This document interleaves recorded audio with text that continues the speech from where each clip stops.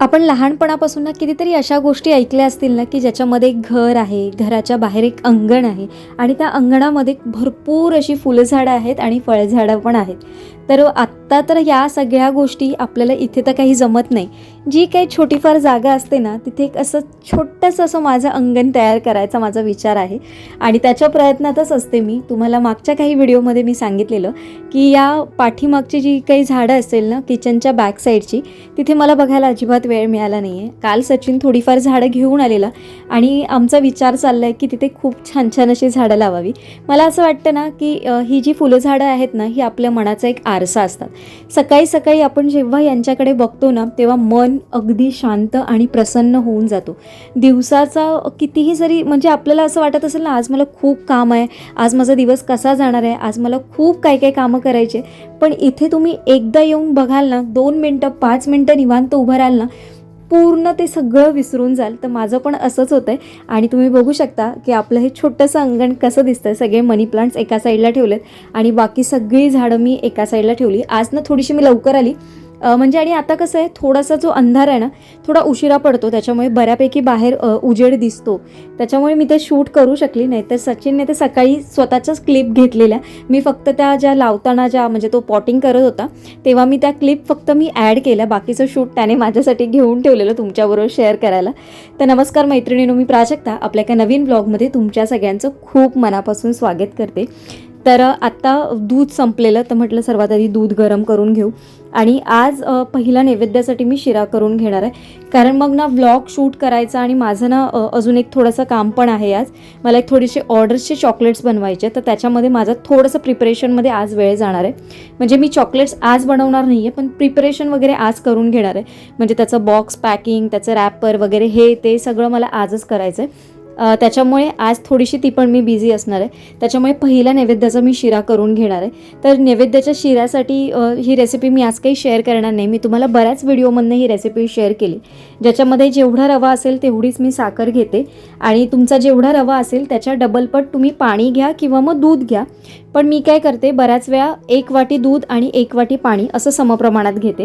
म्हणजे खूप जास्त असा तो स्टिकी पण होत नाही बऱ्याच वेळा कसं. आणि आत्ता आपण खूप जास्त प्रसादाचं म्हणजे प्रॉपर 1 पेल्याला 1 पेला तूप असं नाही वापरत.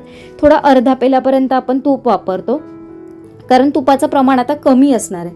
तर तुम्हाला जसं पाहिजे तसं तुम्ही हे करू शकता. पण प्रॉपर रेसिपी आपल्या चॅनलवर अपलोड केलेली आहे. जर त्याची लिंक मला पटकन मिळाली तर मी खाली देईन तुम्हाला, मग तिथे जाऊन तुम्ही बघू शकता. अगदी शॉर्ट व्हिडिओ आहे, 1 मिनिटात तुम्हाला तो बघून पण होईल तुमचा.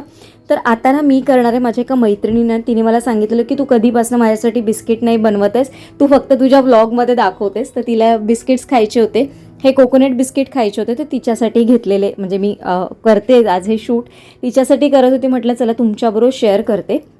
सर्वात आधी मी पाव पेला डेसिकेटेड कोकोनट घेतलं आहे. त्याच्यामध्ये मी अर्धा छोटा चमचा मी बेकिंग पावडर घेतली आहे आणि एक अर्धी वाटी गव्हाचं पीठ घेतलेलं आहे आणि हे तिन्ही आपल्याला मिक्स करून घ्यायचं आहे. प्रमाण परत एकदा सांगते, पाव पेला डेसिकेटेड कोकोनट, अर्धा छोटा चमचा बेकिंग पावडर आणि अर्धा पेला आपल्याला गव्हाचं पीठ घ्यायचं आहे. आणि हा माझा जो इसेन्स आहे तो फ्रीजमधनं मी काढायला विसरली, त्याच्यामुळे मी थोडासा तो असा हातावर रब करून घेते, म्हणजे थोडासा तो लगेच गरम होईल म्हणून याने. तसं काही खूप जास्त फरक पडत नाही, पण तरी पण पाव पेला बटर घ्या किंवा तूप घ्या. मी इथे बटर घेतलेलं आहे. बटर खूप जास्त मेल्ट घेऊ नका आणि खूप जास्त असं सॉफ्ट पण घेऊ नका. माझं बटर थोडंसं जास्त सॉफ्ट झालं आहे, कारण गरमी थोडी जास्त आहे. इथे मी थोडासा व्हॅनिला एसेन्स घेतला आहे, जो 1/2 टीस्पून आहे. तुमच्या आवडीनुसार याच्यामध्ये तुम्ही वेलची पावडर वगैरे तुम्हाला वापरायची असेल तर तुम्ही वापरू शकता. 1/2 पेला आपण पिठी साखर घेणार आहोत आणि हे सगळं मिक्स करून घ्यायचं, छान फेटून घ्यायचं एकत्र.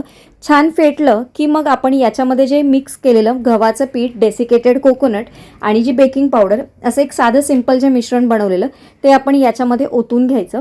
सगळं मिक्स करायचं आणि हाताने व्यवस्थित एकजीव करून घ्यायचं.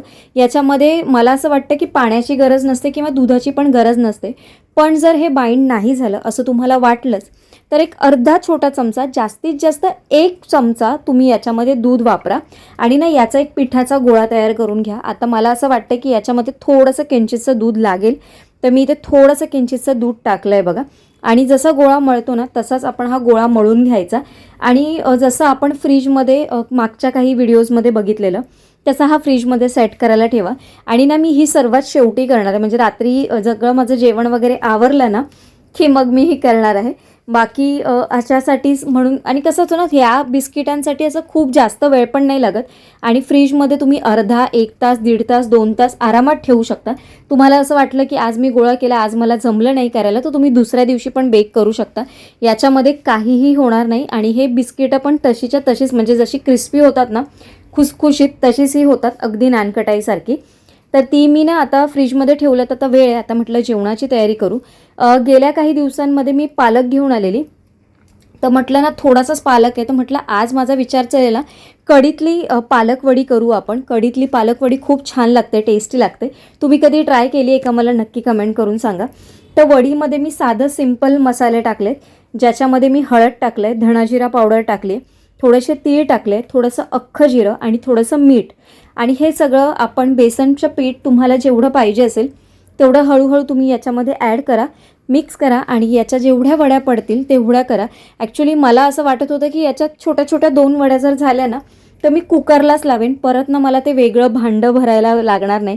कारण काय होतं ना, मला पण भांडी काढताना असं बऱ्याच वेळा काय होतं, खालच्या कॅबिनेटमधनं सगळं काढा, मग ते परत वरती धुवा, परत मग ते सकाळी क्लीन करून परत मग होतं त्या जागी ठेवा. मला सकाळच्या वेळेस थोडासा प्रॉब्लेम होतो या सगळ्या गोष्टी मॅनेज करायला. म्हणून मी विचार करत होते की माझ्या छोट्याशाच 2 वड्या झाल्या तर मी कुकरमध्येच हे करायला ठेवेन. आणि कुकर पण तुम्ही बऱ्याच वेळा बघितलं असेल ना, तर मी छोटाच कुकर वापरला आहे, मी मोठा कुकर वापरत नाही. हा जो 3 लिटरचा आहे तेवढाच वापरते, कारण मग तो खूप जास्त मोठा होतो प्लॅटफॉर्मवर. मला डबल कुकर लावायला लागलं ना तरी चालतो, पण मी बऱ्याच वेळा शक्यतो हाच कुकर म्हणजे 3 लिटरचाच वापरण्याचा प्रयत्न करते.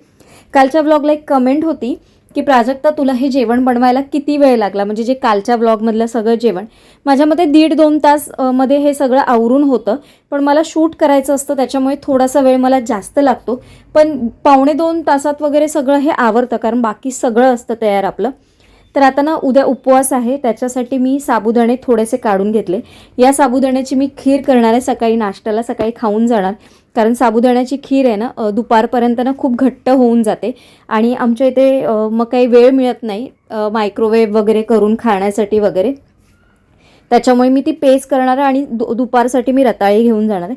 लाल बटाट्यांचे ॲक्च्युली आज वेफर करायचे होते, पण थोडासा काही वेगळाच प्लॅन झाला आणि आज पण हे लाल बटाट्यांचे वेफर करायचे ना राहून गेले.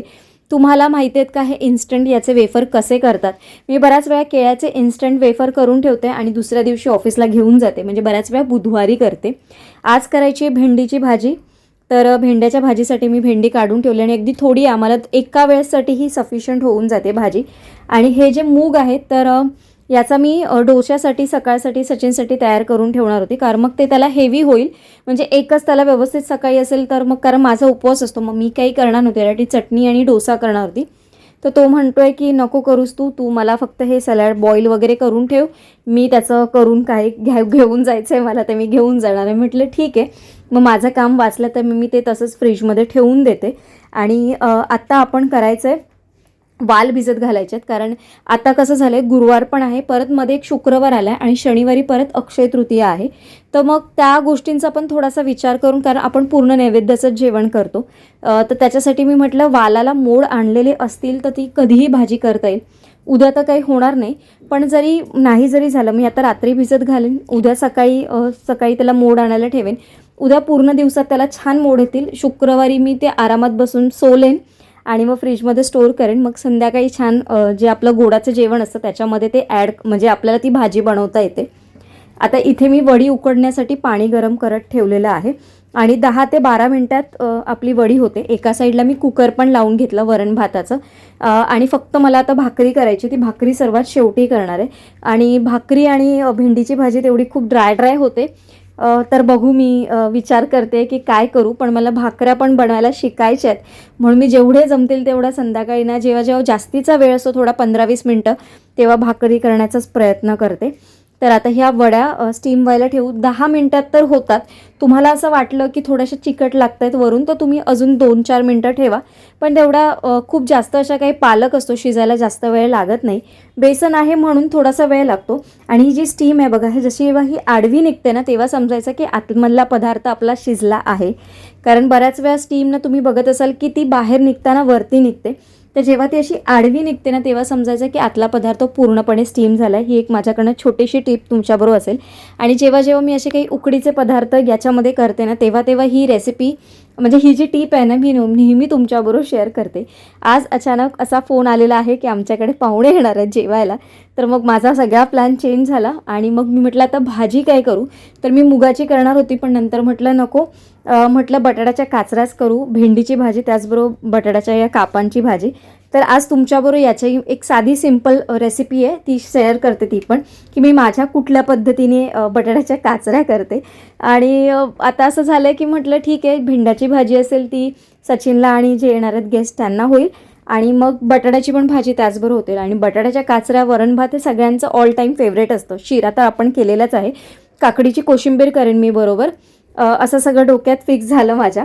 आता फोडणीला मी राई, जिरं टाकलं आणि ते ना तेलावर बटाटा छान परतून घ्यायचा. नंतर याच्यामध्ये तुम्ही थोडंसं मीठ आणि वरतून हळद टाकायची. आणि याच्यामध्ये पाणी ओतायचं नाही, जे वाफेचं पाणी असतं त्याच्यानेच हे बटाटे शिजायला द्यायचे.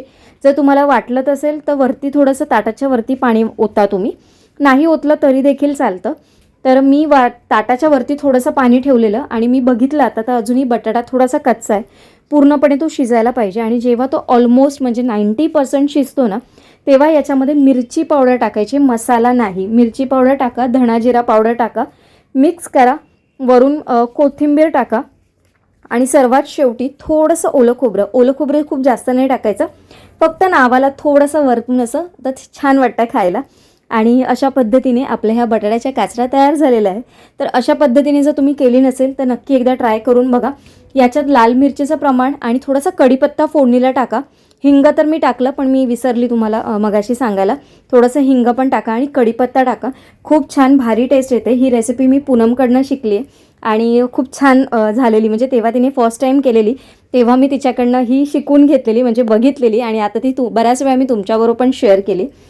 आता जो आपला पिठाचा गोळा होता, कारण माझं जेवण सगळं झालेलं आहे, पिठाचा गोळा होता तो मी काढून घेतला. ओव्हन प्रीहीट करायला ठेवलेला आहे. 180वर मी 10 मिनटं तो प्रीहीट करायला ठेवून दिलेला आहे. आता मी याचे पण इक्वल साईज होण्यासाठी छोटे छोटे म्हणजे 20-20 ग्रॅमचे मी घेते. आणि हे एक स्टँडर्ड मेजरमेंट्स आहे, जे तुम्हाला कुकीज किंवा जे काही बिस्किट्स वगैरे करायचे असेल त्याच्यासाठी तुम्ही हे यूज करू शकता.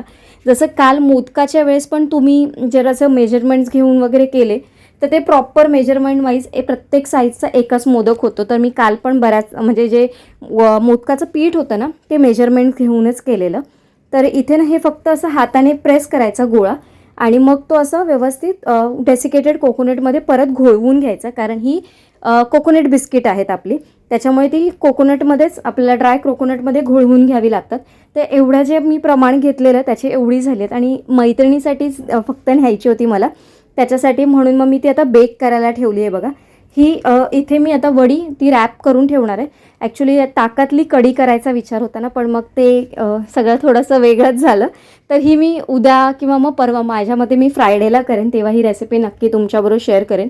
या डब्यामध्ये तर ती राहणार नाही आहे, पण तरी पण मी ती अशीच डब्यामध्ये ठेवेन, कारण चौकोनी डबा फ्रीजमध्ये ठेवायला बरा पडतो. तर अशाच मी वरती ठेवेन, वरती थोडंसं असंच झाकण ठेवेन आणि मग हे स्टोअर करेन फ्रीजमध्ये. ही कुकीज जी आहेत मी 20 ते 25 मिनटासाठी बेक करायला ठेवणार आहे. 160 to 170 वरती तुम्ही ही बेक करायला ठेवा. गव्हाची असली तरीही अगदी छान खुसखुशीत होतात. आणि आपले हे कुकीज तयार झालेत. तुम्ही याला कुकीज, नानकटाई, मग बिस्किट असं काही म्हणू शकता, पण याचं नाव प्रॉपर जर तुम्ही म्हणाल तर ही व्हीट कोकोनट कुकीज आहेत.